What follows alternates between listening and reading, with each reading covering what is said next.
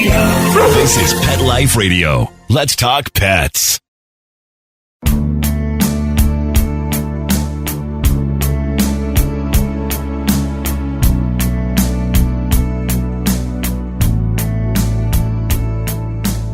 Yes, that's everybody. You know the drill. We've started this podcast to help anyone who is remotely interested in trapping and neutering animals. We're the help we did not receive when we first wanted to get involved, and we want to be your new besties in the TNR world. I'm Alex, one of your hosts for this ride, and I'm so grateful to have Adele by my side. Hello again, Alex. Hi. Today we have a really great friend on the podcast. Lila is the founder and CEO of The Fifth Cat, which is a non-profit registered in France. And she's a lifelong cat lover, and she's worked with both French and Greek cat rescue nonprofits before founding her own small organization, The Fifth Cat, in 2021. So generally, her goal is to support shelters and individual rescuers in Greece who struggle with a lack of resources, homes, TNR funds, and, of course, time. And since then, she has partnered with numerous local actors, and that includes both of our organizations, to assist both cats and the people who care for them in the most collaborative and compassionate way possible. Big welcome, Lila. Thank you. Welcome to the show, Lila. We're so excited for this conversation today. And we usually ask our guest, when did you first start being interested about animal rights? Thank you so much for having me today. I'm very honored to be your guest today. So I first heard about animal rights. Actually, it's a long path, and it was different steps that came along the way. I first stopped eating animals when I was 18. So I think it's quite late for a lot of people, but still, that was, I think, the first stepstone that was important to me to care for the animals. I've always had cats around me, but coming from a rural area, that's a different way of having animals around. So I learned by meeting people, I learned by getting information, and then I got engaged in different rescues, and I made my way years after years, I would say. That's amazing. And okay, when did you first start? Because so you work in Greece and in France, but how did you first start to get in Greece? Like, what happened? Oh, what happened?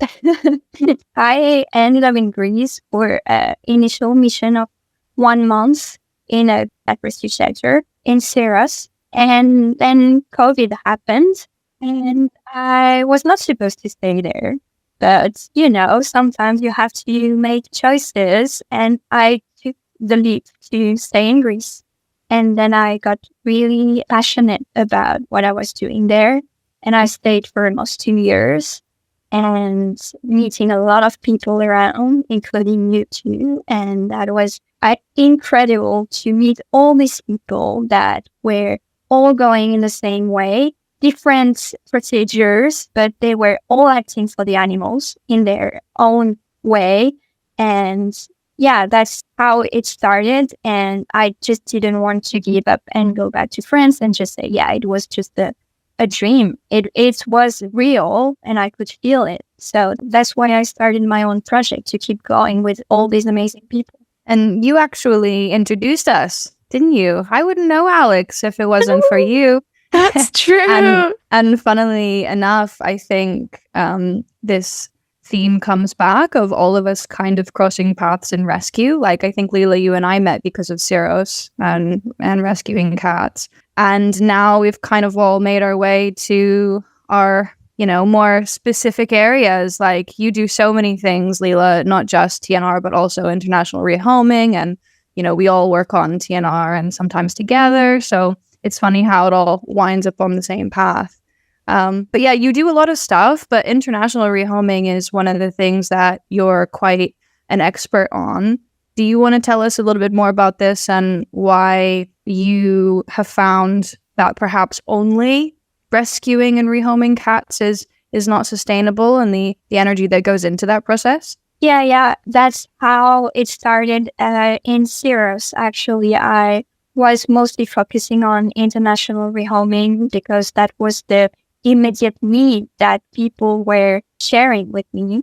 The individual rescuers, mostly, they were just on their own, spending money, spending time, and just trying to care for as many animals as they could, but they had no options and they were just piling up animals. That was not sustainable. And they just had, at that time, just one idea was we need to find them homes, which is a logical, basic reflection. And there is no homes in Greece because most of the cats are free roaming and they are not allowed indoors is in most of the places. So there were no homes in Greece. And we thought maybe we can find homes abroad. But this is demanding a lot of energy and a lot of efforts. And it's only possible for a handful of cats. These people, these overcrowded shelters, they have hundreds of and thousands of animals. And we can't find homes for thousands of animals abroad. It's so much logistics. It's so much resources. So I started doing it for 1, 2. Now we have, like, for the last 4 years, we found homes for almost 70 cats. It's not a huge number, but still it's 70 cats who came out of the shelters, came out of the streets, came out of foster homes and found a real chance to live their lives. But we need to find more sustainability because otherwise those foster homes, those shelters, they just get cats and dogs and animals all the time in. And that's when we made the shift to TNR because that's the only way, in my opinion, in our opinion, to make a long-term effect and to help those people to have less animals and to just be more stable. Yeah. I just want to Yeah. say that 70 cats is a huge number. Finding homes for 70 cats is huge. Yeah, it absolutely is. Because sterilizing 500 cats in a couple of years is, I find it much easier than actually finding home for 70 cats. So yeah, kudos to you. Yeah, it's a lot of work. And also taking into consideration that you're usually the one taking them over yourself. I think, I don't know, do you remember like what your record was? Like how many you've taken at one time? Because it's so much coordination and you're only one person. Yeah. I mean, I've been traveling with other people as well. I've recruited volunteers to take more animals. So I think the maximum was like 11 or 12. And that's the big number.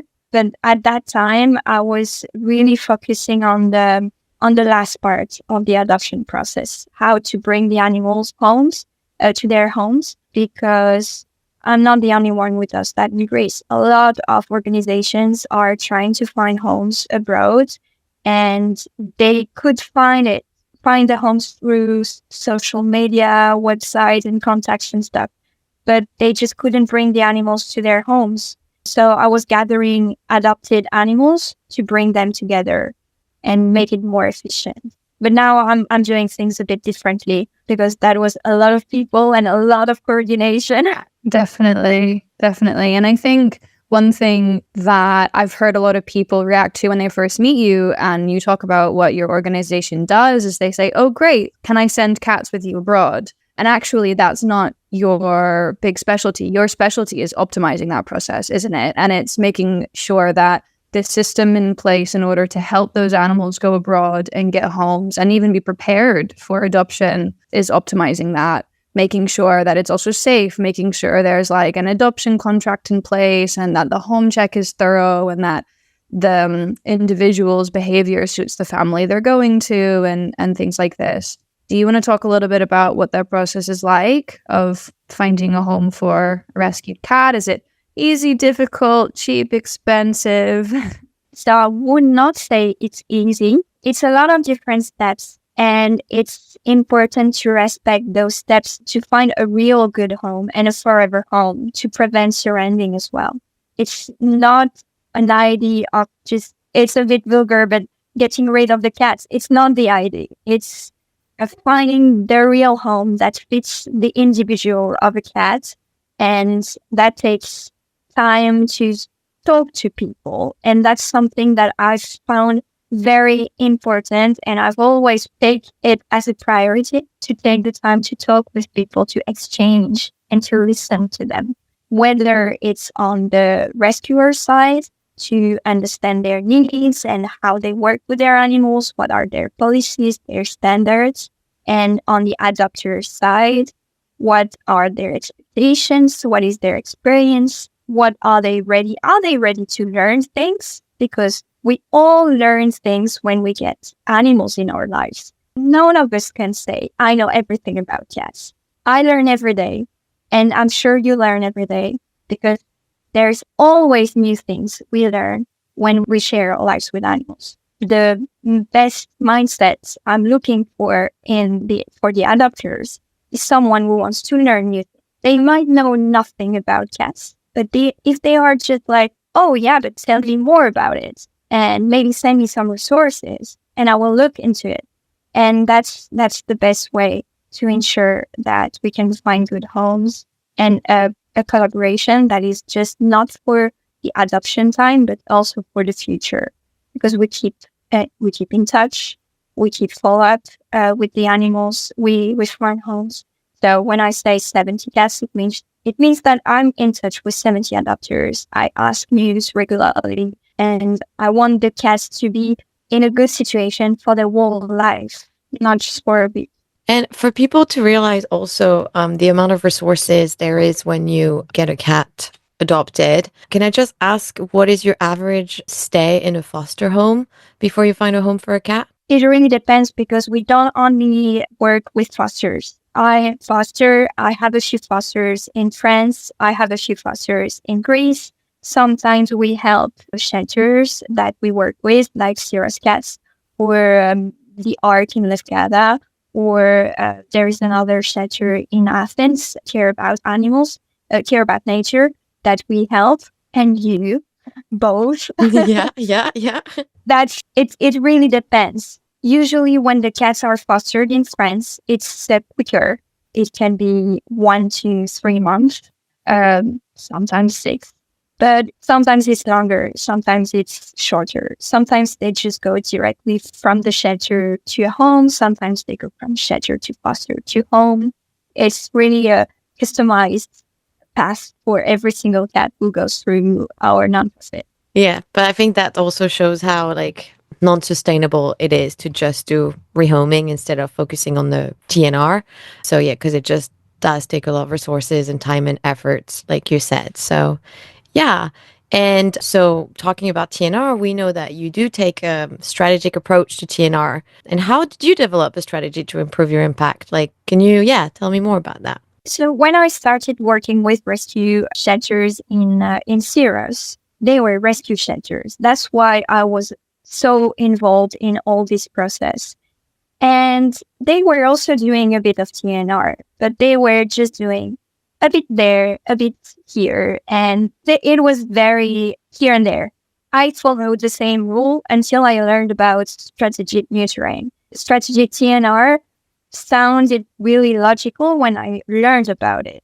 But before that, I didn't even know it existed. And I just assumed that everybody had to take care of the few cats here and there around their house. So on Syros, the situation is that there are 3 main vet clinics, all doing some neuterings, but following different standards. So we have been working with all of them for different cases. And we also investigated about who is doing neutering programs around. So we found out that there are 2 big areas where the cats are managed. They are under a strategic neutering plan, but we don't know what their strategy is, but they are managing it. And we want it to be a complement to that. So because there are 2 main roads on Syros, it's an island. We started at the very end of a road and decided to do colony by colony, going back to one of the bigger area where most of the cats are living. So trying to push them back colony by colony. That's what we started 2 years ago. and we are still visiting the colonies now to ensure that there are no new cats, or if they are, that we can catch them and neuter them as well. And we got in touch with the locals living there, feeding the cats. So we know how the colonies work, and we try to keep an eye on how this colony is living on the long term. Yeah. Okay. Yeah. That could you just like define, because you're saying like when I learned about strategic approach TNR, like it just made sense. But what is your definition actually of strategic TNR? So to me, strategic TNR is to try to know the most of your fields before starting neutering, and to be the most relevant to the people and animals living here.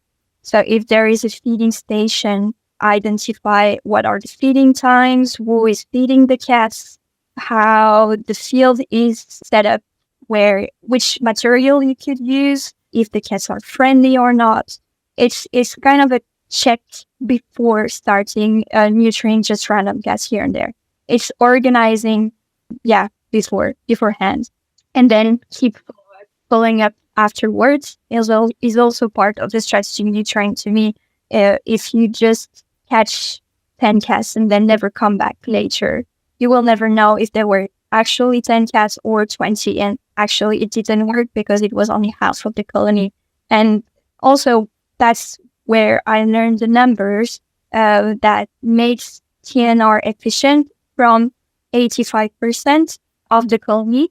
I didn't know that. So yeah, that's something I try to reach every time I start a new colony now, to get to the maximum of cats, or every single one if I can.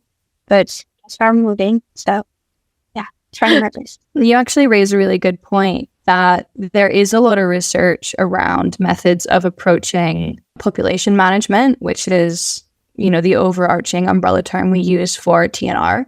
And the intervention, the trapping and the neutering and the returning is one part, but also the follow-up is another part. And we've seen all these different kinds of studies, as you've pointed out, like making sure we're neutering at least 80% of a colony in order to make sure we don't waste our resources, and going target by target and colony by colony and making sure we neuter a whole area. Because what we're all working underneath, whether you're a large organization or a small organization or one person in a neighborhood, is not enough resources to address all the animals in need. And so it's really easy to get overwhelmed, and also to put resources in all different places and run out. So what you've described is basically the best way to get the most out of our limited resources. I think one really good illustration of this strategic approach is what Neighborhood Cats talks about. And there's a bunch of different podcasts and webinars and stuff where they talk about this approach, where we could do two different things. We could say, okay, we have this set amount of resources. We can neuter this many cats this month. Let's say it's 50. We can go to 5 different colonies and neuter 10 different cats from each one, and have maybe 20% sterilization in each one. And now we have all of these different areas that we have to go back and keep neutering, and we need all these other resources in order to do it. Or we can neuter 50 cats from this one area. That's our model colony. We've cleaned that colony. They're all sterilized. They're healthy. They're vaccinated, etc. And then we move on to the next area, and that can be the most productive use of our resources. Would you say that's kind of your approach? Yes, and that's the switch I operated, because I think in Greece, it's quite common to see the first approach you described. And that's what the municipalities are supporting, actually. There is not much support from the municipalities, but they get a bit of fundings for neutering. Little numbers, but still it's an effort. And they don't have yet the strategic approach.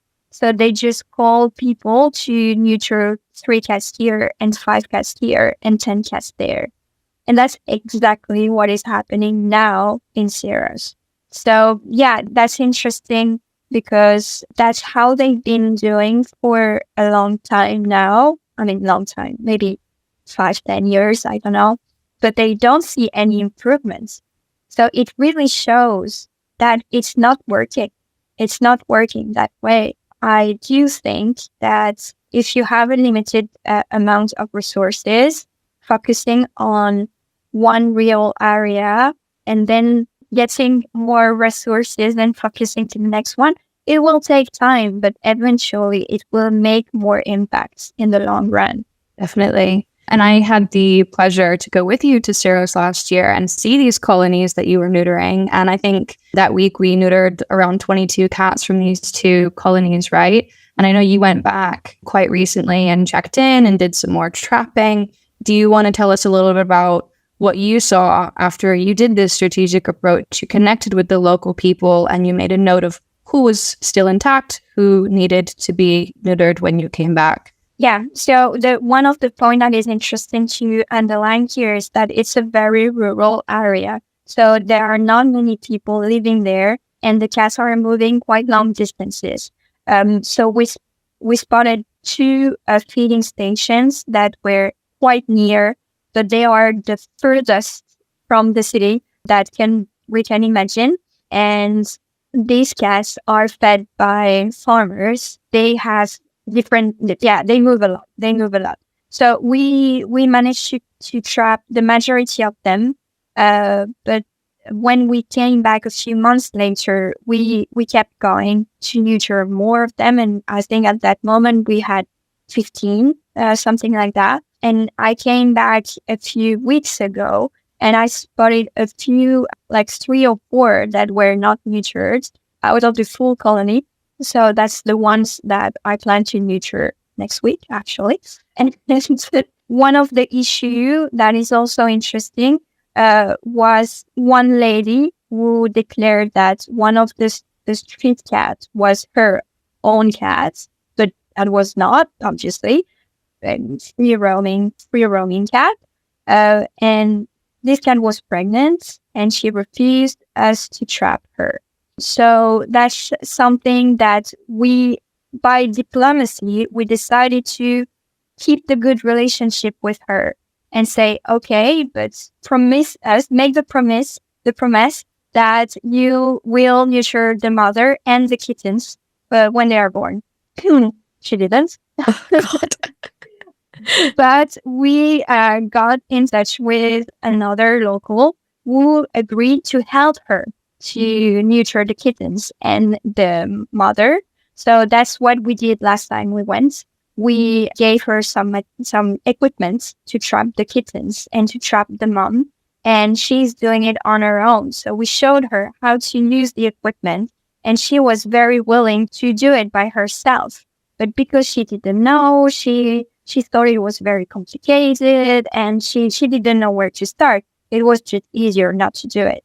So that's where I see a big impact, is connecting with people around the cats can make a very big difference in the life of these cats.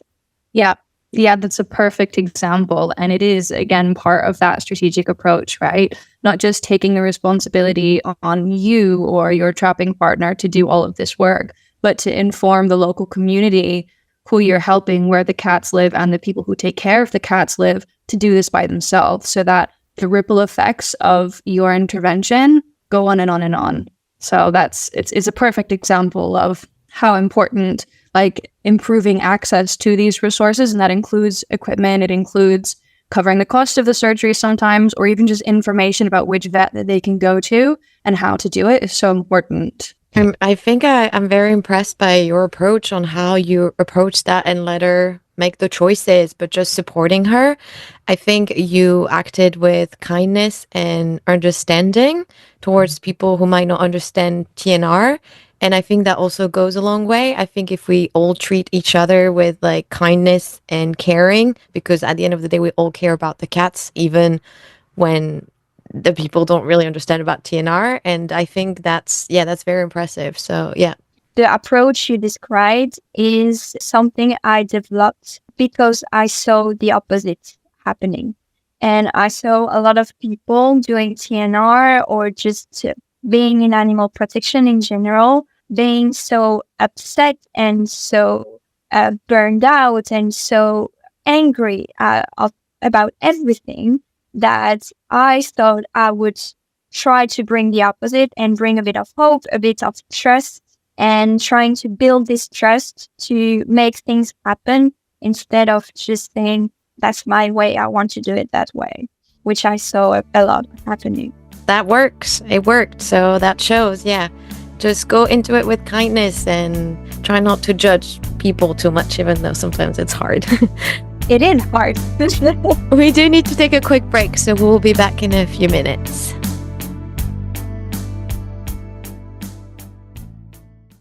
Take a bite out of your competition. Advertise your business with an ad in Pet Life Radio podcasts and radio shows. There is no other pet-related media that is as large and reaches more pet parents and pet lovers than Pet Life Radio. With over 7 million monthly listeners, Pet Life Radio podcasts are available on all major podcast platforms, and our live radio stream goes out to over 250 million subscribers on iHeartRadio, Odyssey, TuneIn, and other streaming apps. For more information on how you can advertise on the #1 pet podcast and radio network, visit PetLifeRadio.com/advertise today. Let's talk pets Let's talk pets on Pet Life Radio. Pet Life Radio. PetLifeRadio.com.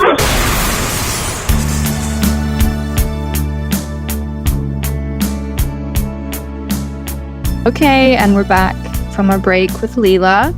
So, as you just so well described, we're often incorporating an approach that involves a little bit more gentleness and compassion and understanding when we are out in the field doing our TNR work, but also perhaps with the other organizations that we work with in the animal rescue sector and amongst.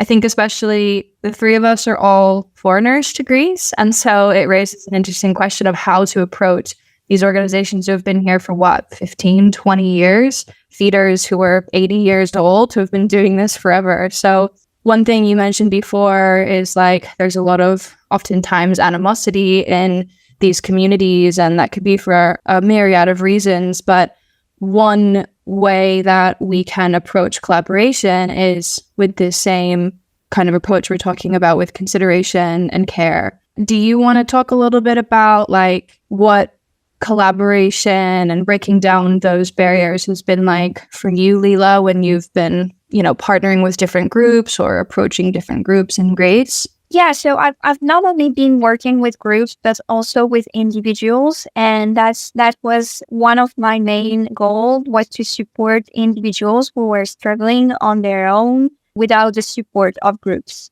Because the groups are overwhelmed, not because they don't want to help, but because they have so much work on their own as well. I could see that there were a lot of people that wanted to do things and to help animals. And I try to approach them in a very horizontal way, not in the I can help you, but more as we could do something together if you'd like. And we try to build some reciprocal trust as well. Not just I trust them, they trust me, and we can do something together on the same line, on the same page. Yeah, that's how I've been working with people, respecting their boundaries as well. That's something that we learn because some of the rescue work is very demanding. And sometimes it's so big, it's so overwhelming on emotion, body, and mental health that you don't even know your limits anymore. And that's something I went through. That's why I know my limits now.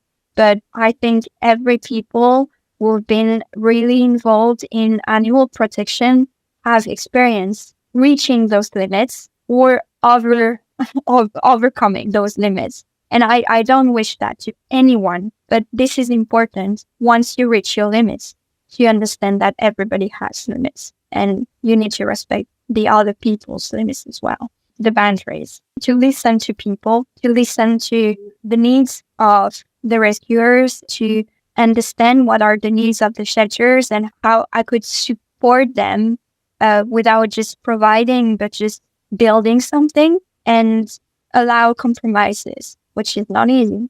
It's a lot of effort, but the compromises are the key of good collaboration, in my opinion.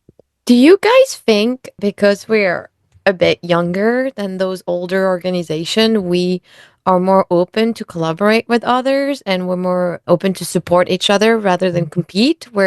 Because that's what we've been seeing in the rescue world, right? Quite everywhere, I think, where everybody see each other as competition instead of as allies. So, yeah, do you think it's because we're younger? Because I know I see it like you, Lila, and I know Adele also sees it like that. Yeah, I think there is something generational that does, I think everybody does says that, right? It's my generation. So I'm not sure it's because we are very subjective in this point of view or if there is something real.